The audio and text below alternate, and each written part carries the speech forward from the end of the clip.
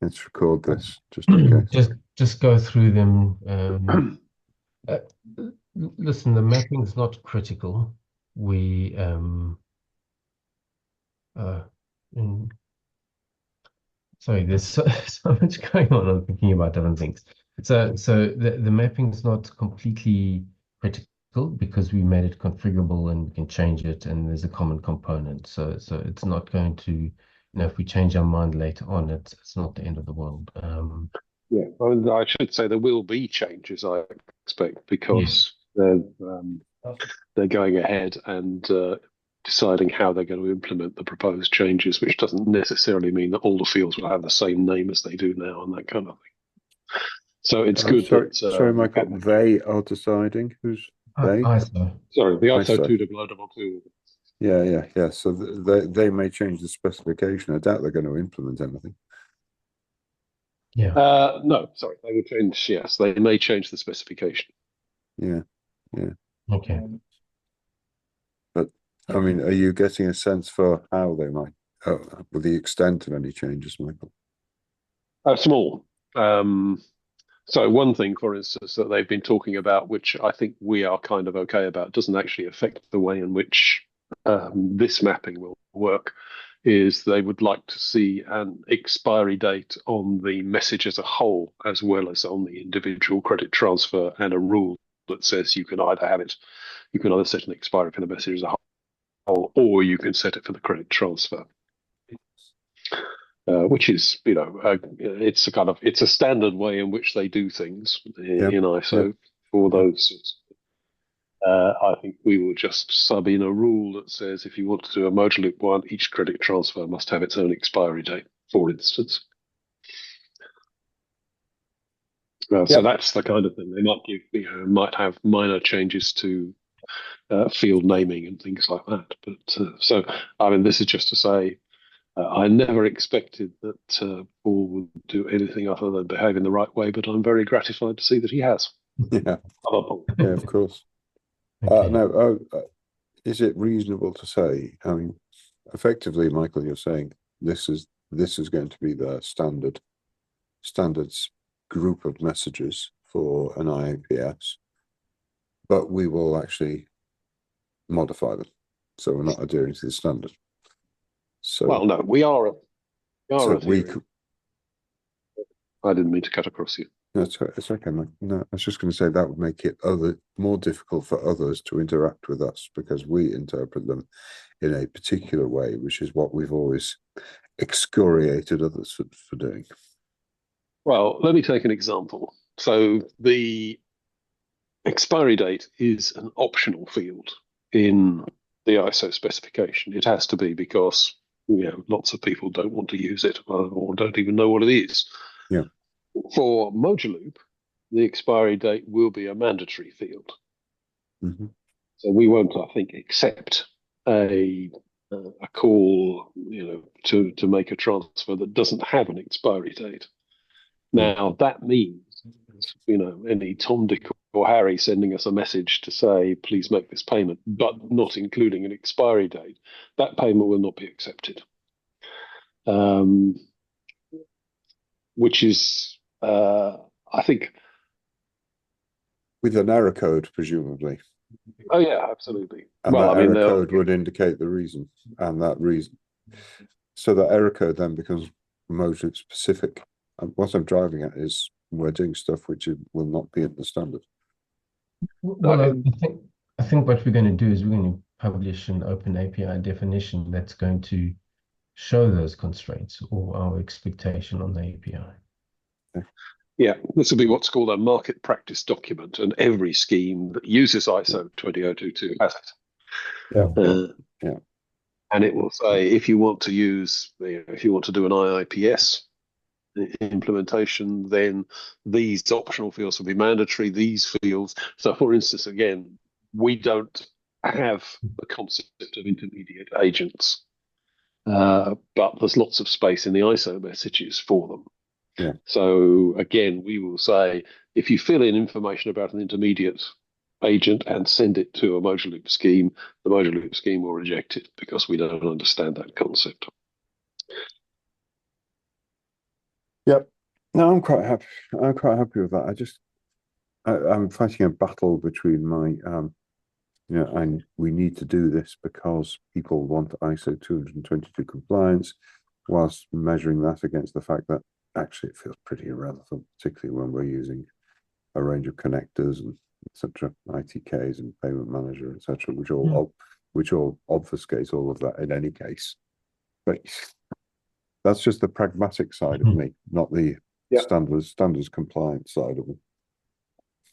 Well, so for instance, if we were to look at connecting via Nexus to another scheme, now Nexus sort of uses ISO 20022 messages in some cases, and we might say, Nexus, you need to change, or your schemes using you need to change to be able to accommodate those fields that we regard as essential, like expiry date and condition and those sorts of things. Unless, of course, we did something like a proxy.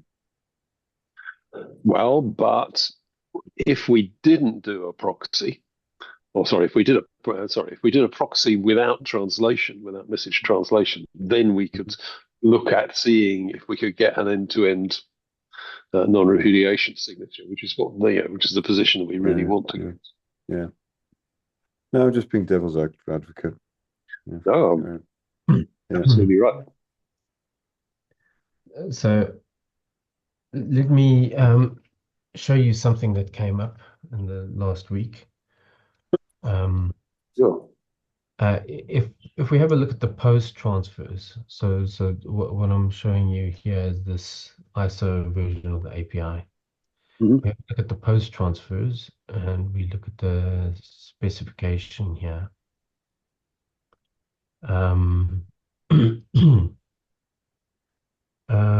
We got a charge type. We got data agent, creditor, creditor. So that, for those who don't know, the agents are the registered financial institutions, and the creditors. So these are the end creditor involved in the transaction, and this is the organization of which they've got an account with, sort of the data agent. Sorry. Now, if we go and we have a look at the the previous the FSPIOP transfer,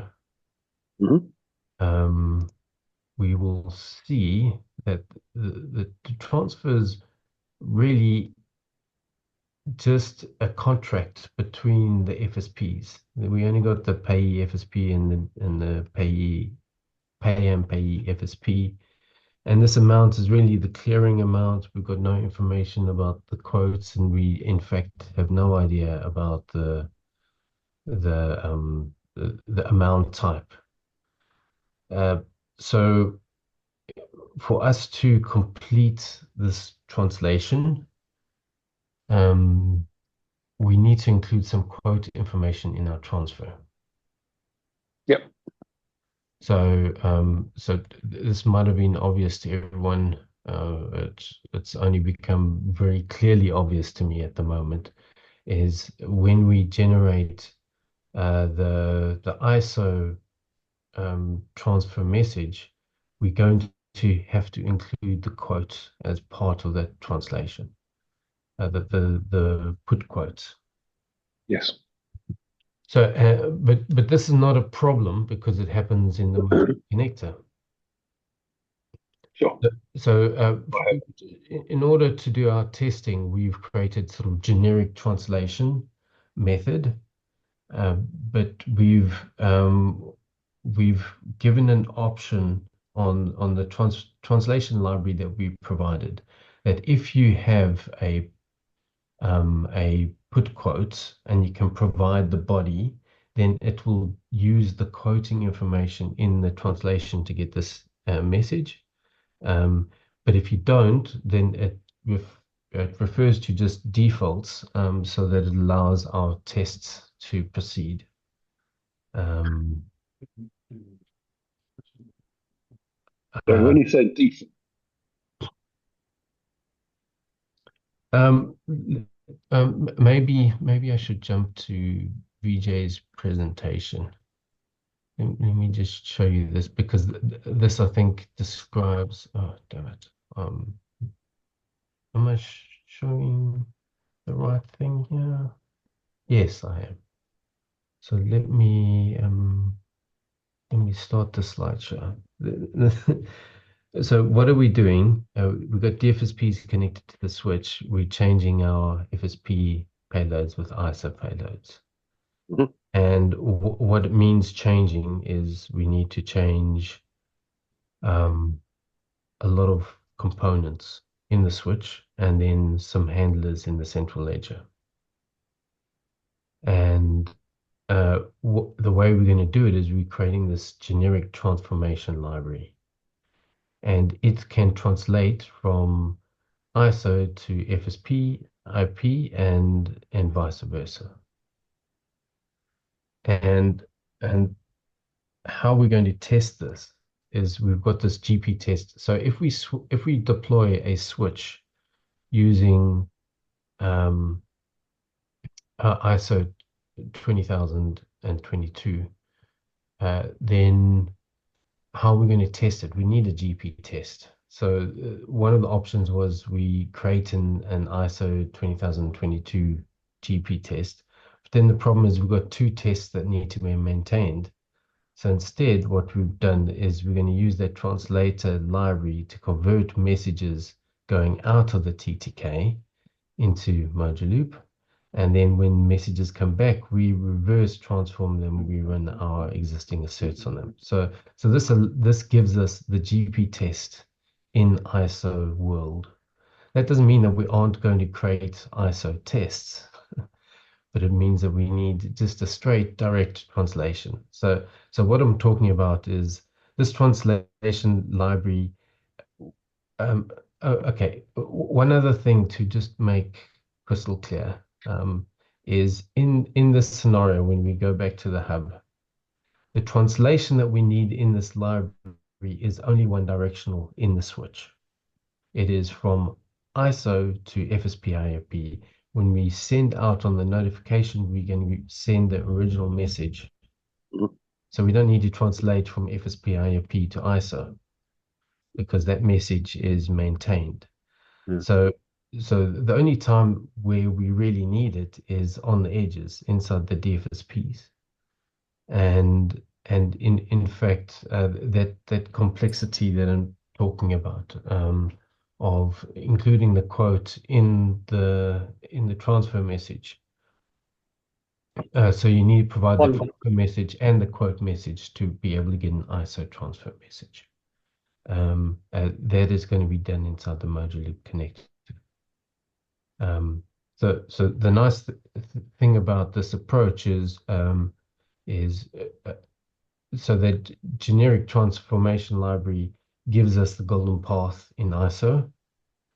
But we're going to extend this library so that we can add in those extra fields that we've got already in. So inside the Mojaloop connector, we've already got the quotes, so we can easily provide the quotes when we initiate the transfer to do the conversion and the transfer. So that magic's happening inside Mojaloop, Sneaky. and we're going to be using that transformation library to do it. Yeah. The only point I wanted to raise, Paul, was that initial flow looks good, where transformation to the other side is not required. The only consideration there is the error messages and the messages that originate at the switch. Yes. But that's that rehandling. So we will use the transformation library. Yeah. So you're 100% right that statements does have a few exceptions. Yeah, and also the minor thing or the detail I wanted to add there was we'll be signing those messages and not the ones that we send out as of now, because those will be FSPI messages. Yes. Yeah, we need to sign the translated messages. No, Yeah. you make a good point.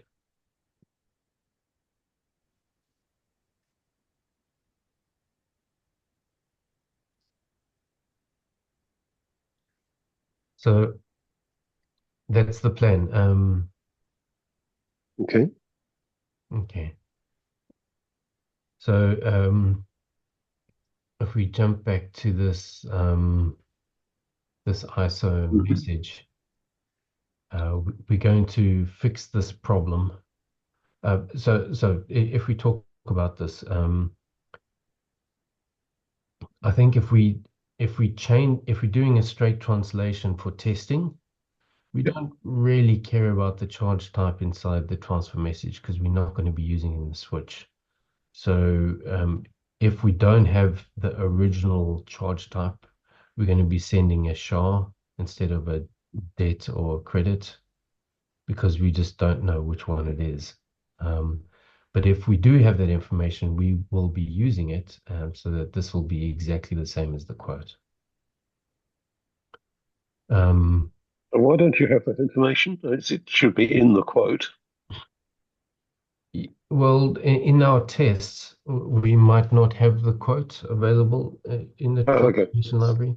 So when we're running the GP tests, we just don't. Oh, we do have it in the test, but it would be quite a large effort if we needed to time and provide previous messages in the TTK. It wouldn't be the same for every time we use the library. And in fact, it doesn't affect the test. So this is only going to be GP tests. All messages going through the Mojaloop connector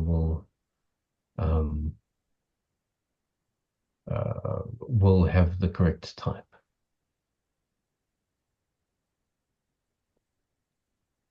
Okay.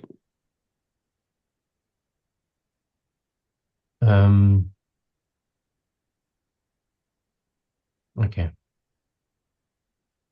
But in the case where you are actually running a transfer, then it will, the field in the post transfers will match the field in the put quotes. Will it? Yes, and Right. we'll also match the field in the post. Yeah, post transfers will match the put quotes. Correct. Yeah. Right. Well, as long as that's the case, I think we're okay. Yeah.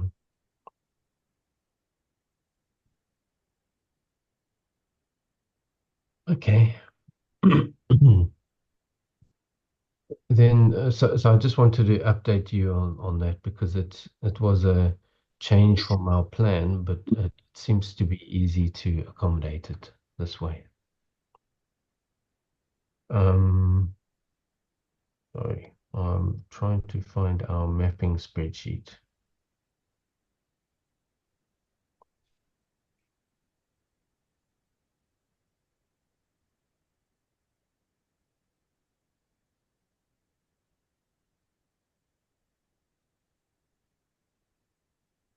Oh, there we go.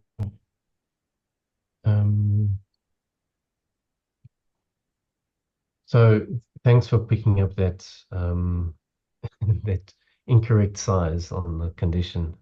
It was really threw a curveball, but I think we've overcome that. Good. Could I confirm the original versions of each of these messages, the ISO versions? I do have the put parties is that I just It's ACNT 024, I think. okay. ACMT 024. ACMT, T for Trevor. Sorry, T and do you remember which version? Sorry, I do have it somewhere. Hold on a minute, I can probably find out. Wait, it is here. Post quotes, put quotes. No, sorry, I'm looking at the wrong. Ah,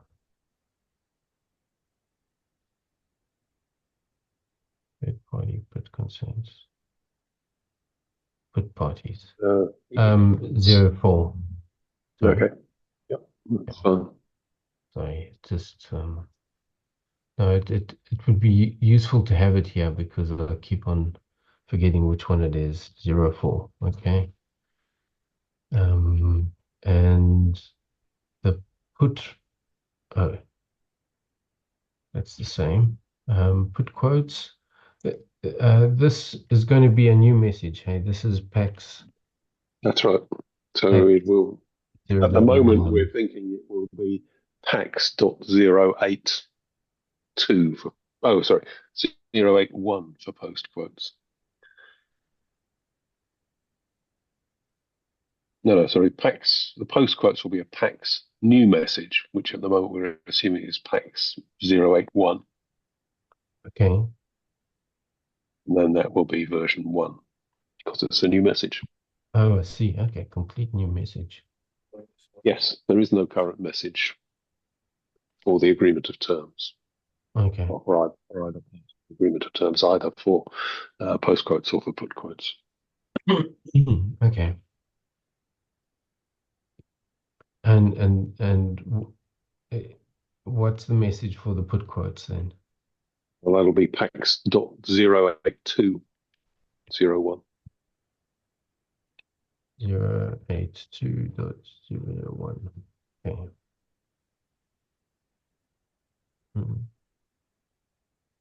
What on earth did I do there? Okay. Thanks. And the same. Okay. I think the post transfers. This is the X 008, eh? No, post transfer is pax 00. Oh, sorry, no, pax 008. You're right. I'm trying to remember.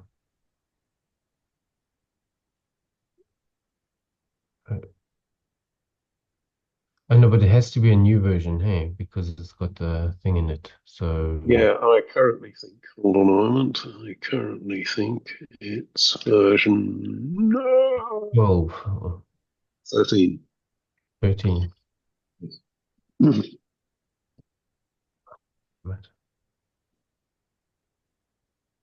Okay. And the patch and the put. Yeah, put and patch will all be pax 002s.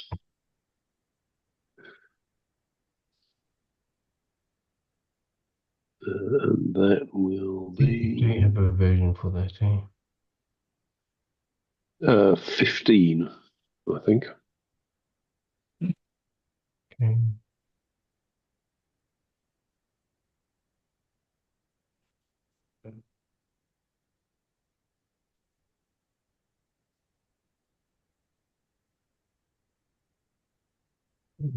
And the FX quotes, this is a PAX 9, hey? FX quotes will be a pax 091.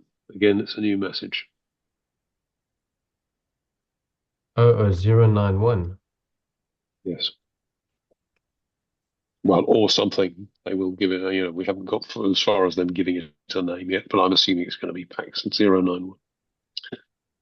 And put FX quotes will be PAX.092.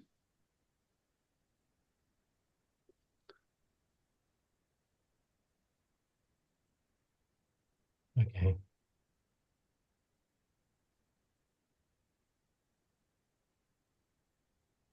And the FX transfer, That'll be PAX 009, and that will be 12. The minor version numbers, by the way, are 2 digits and not 3 digits. oh, are they? Okay. I can fix that. Oh, no, sorry, that's 0112. But it will be, no, that's right, pax.009.12, yes. Okay. And the put. Oh, sorry, no, hold on a minute. More in here. So it's pax.009.001.12.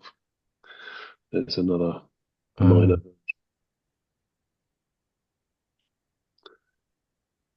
But those all, so each of those messages will have a .001 in it, which is just version 1.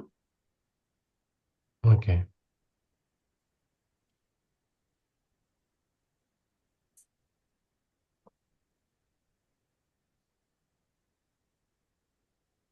And the patch, I'm assuming they 002s as well, hey? Yes. The same version as this, hey? Yep, absolutely right.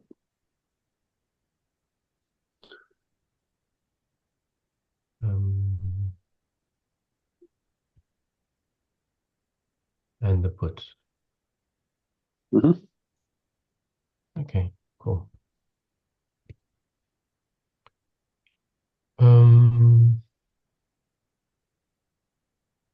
There's I had this question on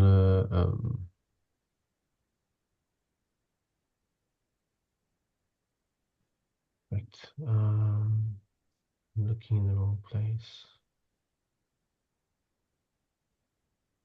Yeah.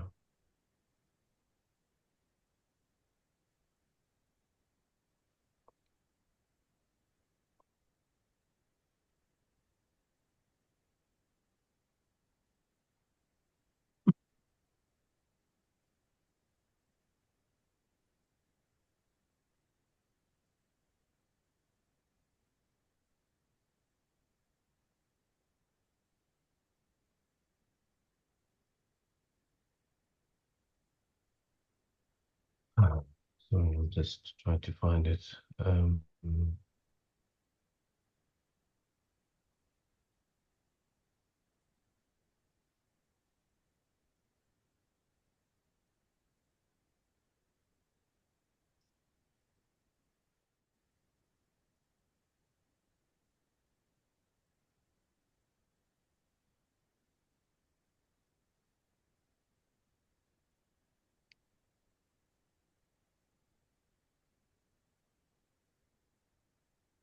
Yeah, sorry, this is my question.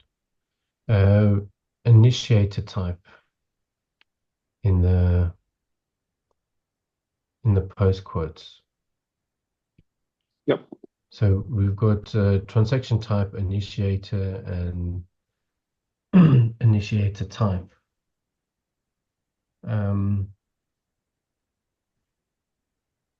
So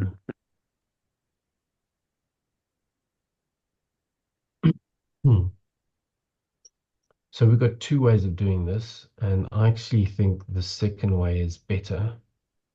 But I just want to run it by you and see what you think, because I saw in previous work we had included this initiator party object, and then we dropped it, and I don't know if there's a good reason for it or not.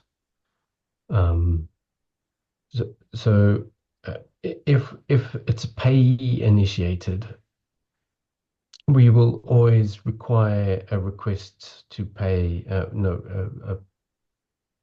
transfer request ID, which is this particular field. So if that field is there, then we know it's a request to pay, and then we can tell the difference. And then similarly, we can apply that same logic, and then look to see if it's a person or an organization, then we can switch between a consumer or business initiator type.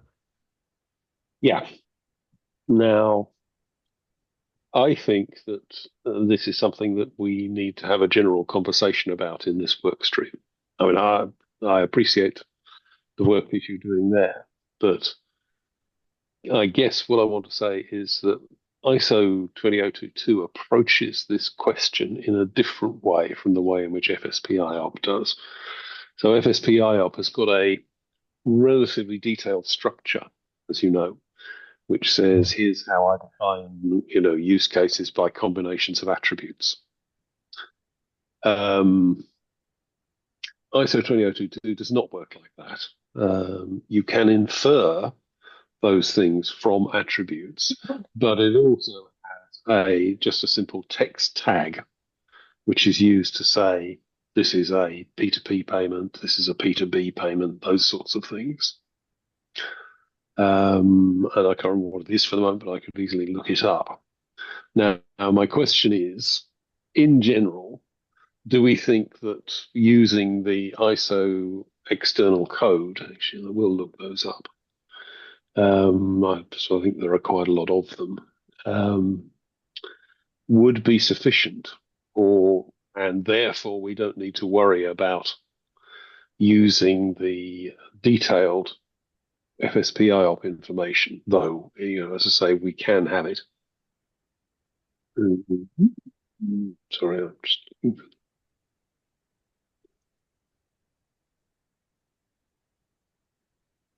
There we are. Mhm. So that's, yeah, broadly speaking, it's interesting. Okay, didn't want to do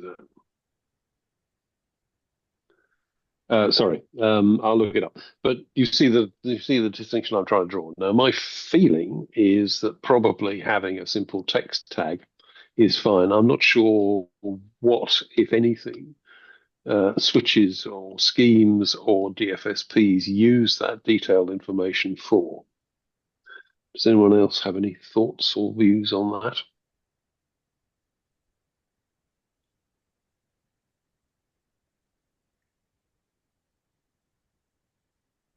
Uh,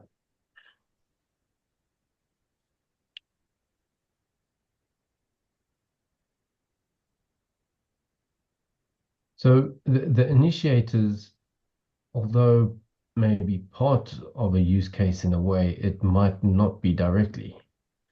So you could get a third party initiated, but then a standard P2P transfer, or so there's the exact how closely linked is the initiator to the actual use case?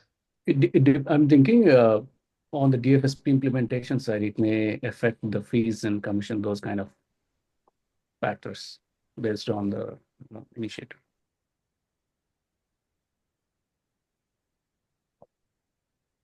Yeah, I mean, there are kind of, in the specification, there are a set of text rules to say, for a given use case, how to set the fields in the transaction type structure. Question is, so say, whether we want to continue using something like that structure, or whether we think it will be sufficient just to have a text tag.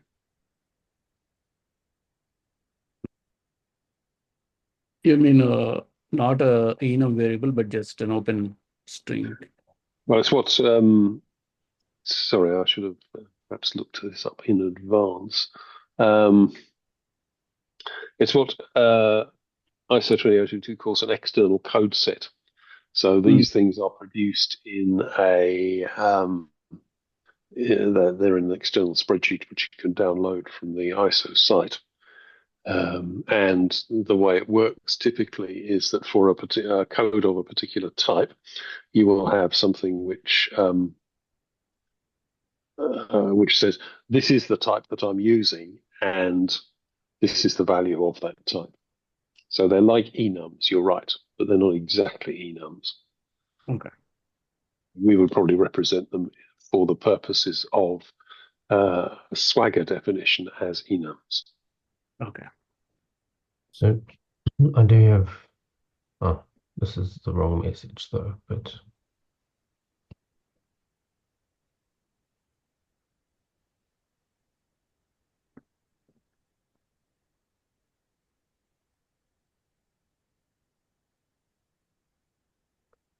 do you know what that field is? No, I suppose if you did, it would be easier. Hold on a moment, I can find it.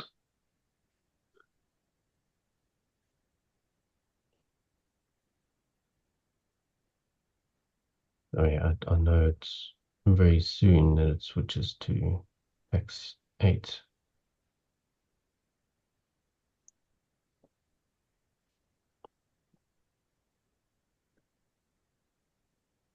go.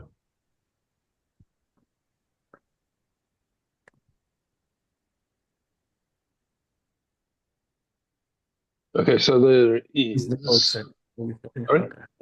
It says a code set there. Is that, does that refer to something else? That's part of the clearing system. Okay.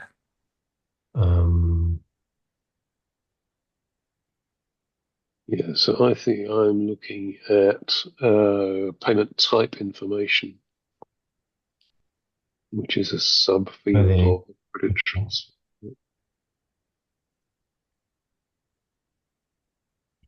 So payment type information there. Yeah, so category purpose. Hold on. Sorry, I'm just.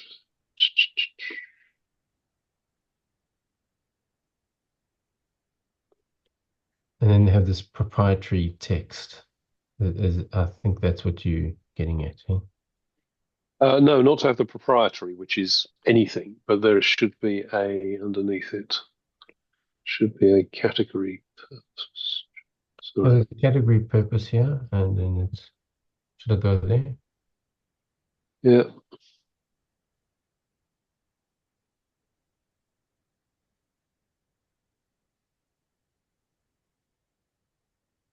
Yes, that's right. So you can either have a code or a proprietary. Oh, I see. Data And external the category external purpose. category purpose one code is the ISO external code, which I'm just taking a look at. Max 4. Oh, and then you've got those code tables. Okay. Yes, exactly. So what was the thing again? It was category purpose code. Hang on a minute. Purpose 1 code.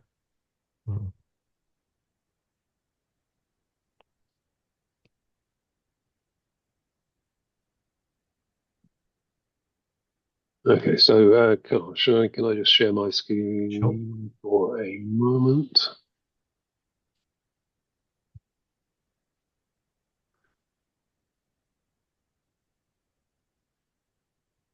Okay, so here are the external category purpose codes. Okay. So as you can see, there's plenty of them.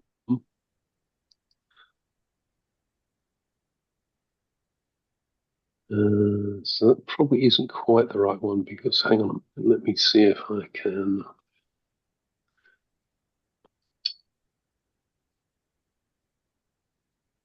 Ah, yes, here we are. External purpose. That's the one we want. So you will see that, sorry, purpose 1 code. Yep, so these ones are the purpose codes. And you've got all kinds of very detailed statements about what they can be.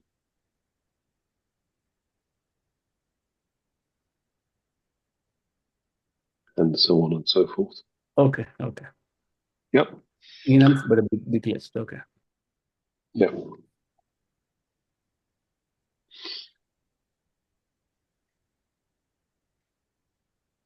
So let's go back to yours, Paul. Okay. If you can do a find on purpose 1 code, that will tell us where it is. I did, but it's Oh, there we are. Purpose 1 code. purpose 1 code, but to see which message it's in, I need to search up, and for some reason, it's not working. Okay. Anyway, we don't really have to decide that now. The question is, do we know of any reason why we shouldn't use a text tag of whatever kind rather than the detailed structure that we use at the moment?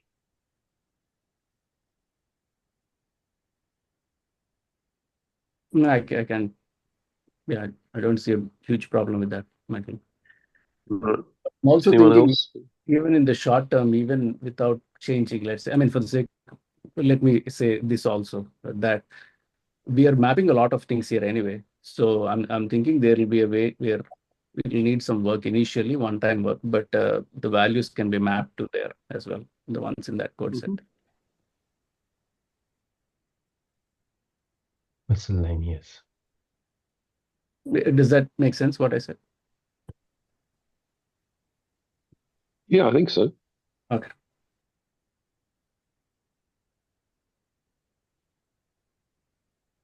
Wasn't it there? Yeah. No, it's there. It's just Oh, so it's in. it's under miscellaneous section, which makes it very hard for me to understand which message it's in. No, sure, I understand.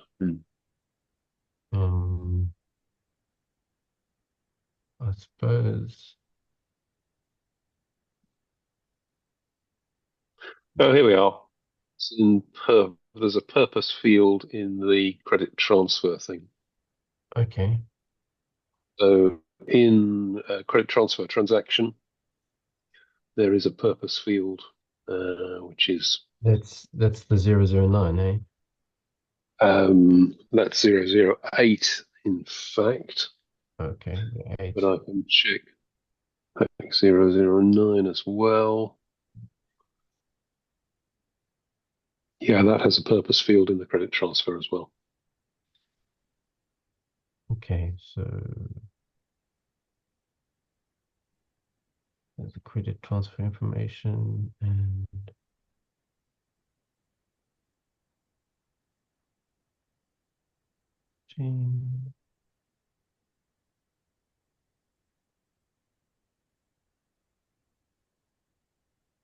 purpose.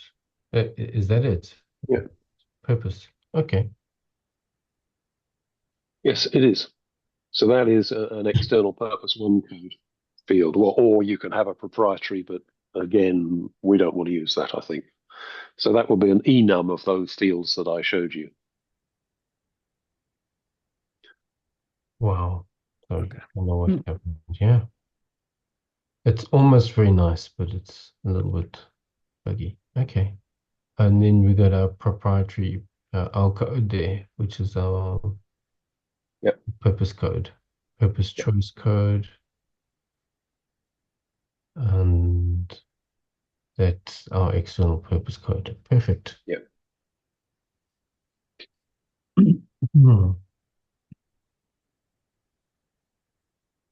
Okay.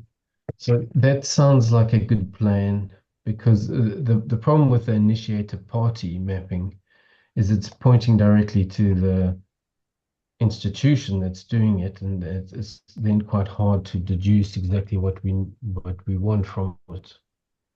Whereas I think that's a closer mapping.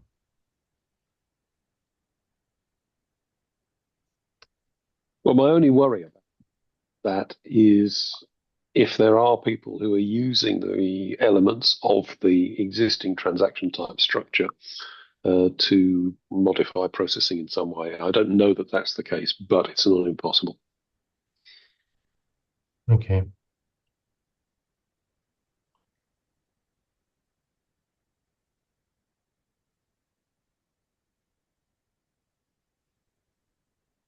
Okay.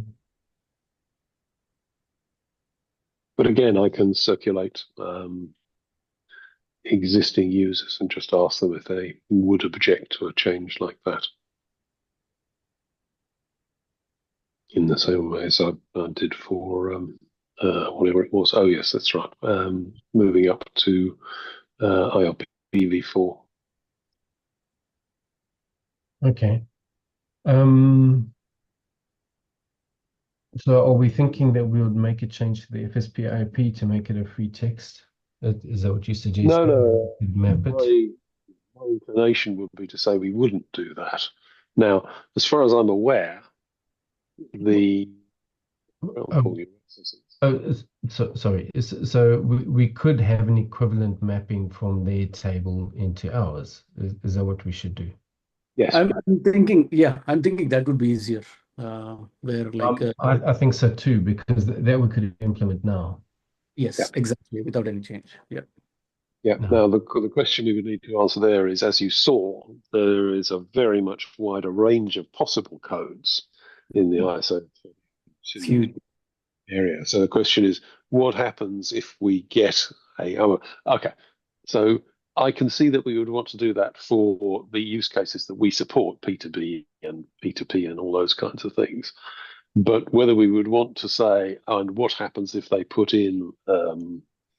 he said, trying to pick an example from the existing, oh yes, printed order disbursement.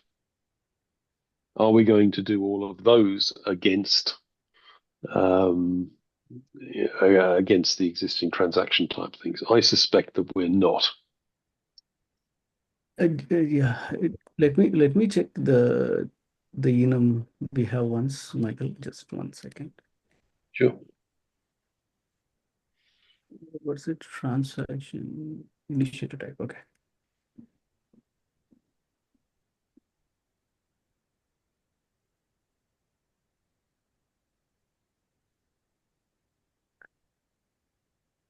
Okay. Yeah, I wanted to check if there is a more generic thing like other.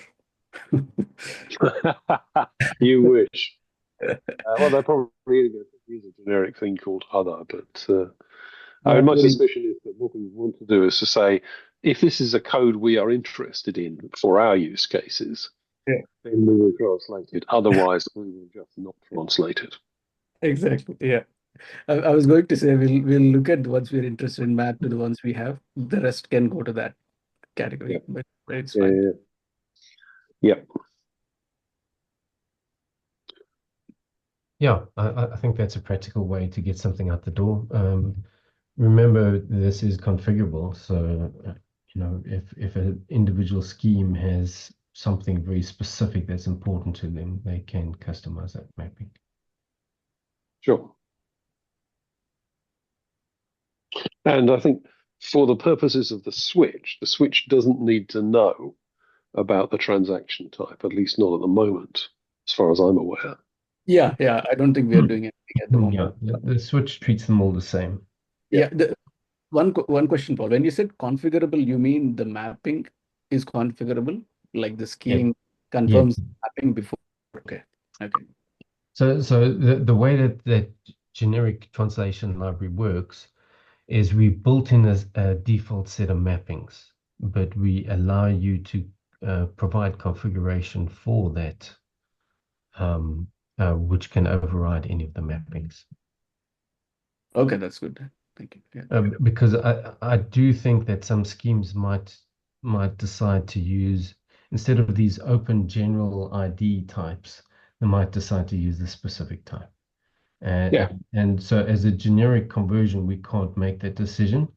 But we might definitely advise certain schemes to use LEI, for instance, as the DFSP identifier. It's a great feature. I think as a platform, it's a great feature because it'll also mean that our library will be reusable easily, like with small changes for other flavors of ISO as well, because one it is fixed on the FSPIOP side. So it's a great feature. Yeah. Cool. Okay. I just want to pick up one point, which is that, I mean, I want to go back to the point that Paul made earlier about PAX 008 and the amount of content that it has. So essentially what we're saying is that the PAX 008 will contain all of the information that was in the quote. Yeah. Yeah. I think that means that we no longer need to store the quote, the information from the quote, in the switch, except, of course, in the same way as we store all of the messages we get. But we won't need to break it out because we will no longer need to find it. It will be there in the message. Yeah. And I think it does help that FATFA rule, because they want all the information to be stored alongside the transaction itself and not the quote, which is associated with the transaction. So it does tick that box quite squarely, which is nice. Yeah, I agree. I think we might still be storing the quote as an interim because we're not um, um, on the transfer side, we're only storing the fields inside the database, which we care about for the transfers. Mm. So all these extra ISO fields are only sent to the order topic. They're not sort of queryable, but that's an implementation detail. Yeah, I'm just worried that, I mean, one of the problems that we did have, or potential problems, if I recall correctly, was that because the switch relied on knowing what the content of the quote was in order to process the transfer, we couldn't meet the criterion which Miller occasionally mentioned still, which is that it should be possible to issue a payment execution request to post transfers in situations where the agreement of terms and therefore the production of the condition happened out of band.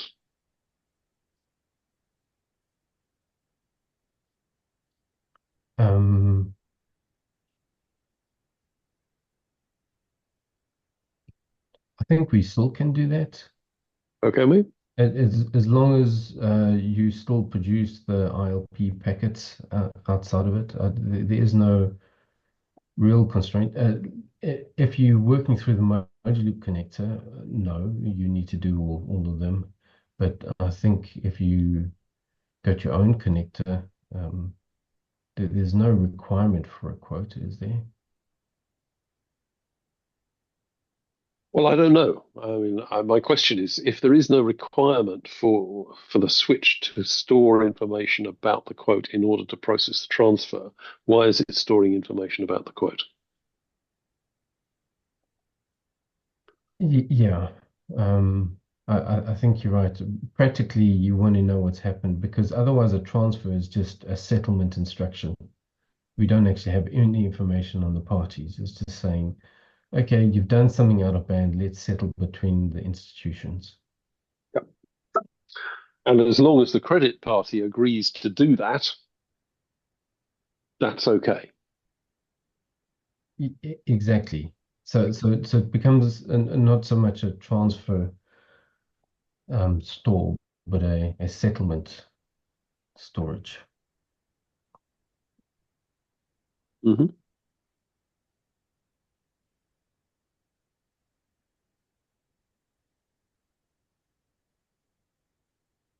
Okay. Yeah.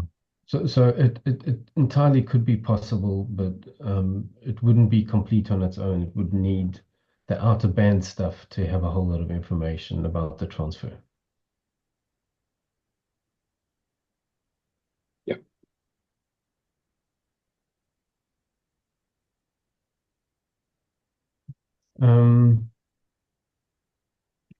So my last open question, and I know we just ran out of time, so I just want to propose it, knowing that I won't have a solution yet. Is these oh yes, there's more than one. Commissions, we're not quite sure how we're going to communicate commissions. And then the other one is the charges on an FX. Yeah. So on that, as we've said, the PAX 009 message does not contain charges for the credit transfer. I have written to one of the modeling gurus in ISO to say, is this deliberate? If it is, if there's some way that I've missed to understand how to record charges relating to a currency conversion, then can you tell me what it is? Otherwise, we will need to add it. Hello. Good. Thanks for taking the call. Sorry? So are you I think Paul's on another call. Oh, okay. No, I've got some background noise. I think. Okay. that's it. Right. So you weren't making a comment? Okay, Okay. so it's an open question, and we will Yes. have direction going forward. Okay. Hopefully we will. Yeah. The interesting thing is it's not critical because it's just Sure. the clearing amount is what is communicated. It's just this is the justification for how they got to the clearing amount, which helps Absolutely. an agreement. Well, and also that it can be folded into the rate. So the way it happens at the moment, if you use a money transfer operator or something like that, it's typically they won't charge a fee, but they will fold it into the exchange rate they quote. Yeah. So because you've got source currency and target currency, Yep. you know, exactly how they decide to label each of the, how they got to that rate is debatable, and maybe not critical because you can calculate either fees or rates or anything actually. No, I agree. I think, but for our purposes, we would want to be able, we would want, I think, FXPs to say explicitly what fees they were charging so that we can derive from that a clear understanding of what rate they were offering. Because it's certainly, I certainly think for COMESA that the agreement with an FXP might say something like you are allowed to charge 25 basis points above spot rate. That kind of thing when you quote a currency conversion rate. Yeah. Okay. I imagine